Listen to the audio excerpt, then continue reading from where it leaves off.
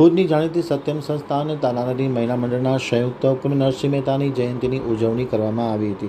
આ પ્રસંગે નરસિંહ મહેતા નગરમાં પ્રતિમાને વંદન કરી અનેક પ્રકારના કાર્યક્રમોનું આયોજન કરવામાં આવ્યું હતું। ગુજરાતના આદ્ય ભક્ત કવિ નરસિંહ મહેતાની 587મી તપ પ્રયાણ જયંતિ શહેરની સત્યમ સંસ્થા અને તાનારીરી મહિલા મંડળના ઉપક્રમે ઉજવવામાં આવી હતી। વહેલી સવારના વિવિધ વિસ્તારોમાં જીવદયાની પ્રવૃત્તિ કરવામાં આવી હતી। છાશ અને ઠંડા પાણીનું વિતરણ કરવામાં આવ્યું હતું।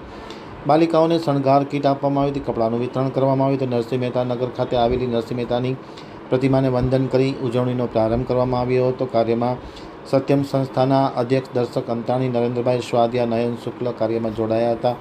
બાળકોને અલ્પાહાર, છાશ વિતરણ તેમજ રાશન કીટ પણ આપવામાં આવી હતી।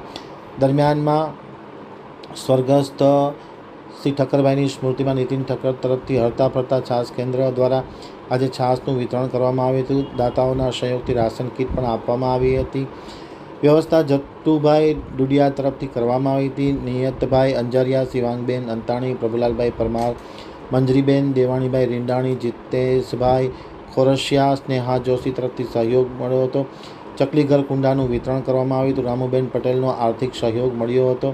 ખાસ કરીને તમામ લોકોના સહયોગથી અને ધારાશાસ્ત્રી દાતા શંકરભાઈ સદે દ્વારા પુનર્નિર્માણ કરી દેવા માટે ફરી એક વખત ખાતરી આપવામાં આવી હતી। જે નરસિંહ મહેતાની 587મી તપ પ્રયાણ જયંતિ છે ત્યારે ભુજની સત્યમ સંસ્થા અને તાનારીરી મહિલા મંડળના ઉપક્રમે આજે વિવિધ કાર્યક્રમોનું આયોજન કરવામાં આવ્યું હતું। જેમાં અલગ અલગ વિસ્તારોમાં છાશ વિતરણ, જરૂરિયાતમંદોને રાશન કીટનું વિતરણ, જીવદયા પ્રવૃત્તિ અને બાળકોને અલ્પાહાર સહિતના અનેક કાર્યક્રમો આજે નરસિંહ મહેતાની 587મી તપપ્રયાણ જયંતિએ આજે કાર્યક્રમો રાખવામાં આવ્યા હતા। વહેલી સવારે નરસિંહ મહેતાને વંદના પણ કરવામાં આવી હતી। અત્રે યાદ આપવું જરૂરી છે કે ભુજમાં ભૂકંપ પછી નરસિંહ મહેતા નગર ઊભું કરવામાં આવ્યું છે। અહીં ગોપનાથ મંદિર પણ છે।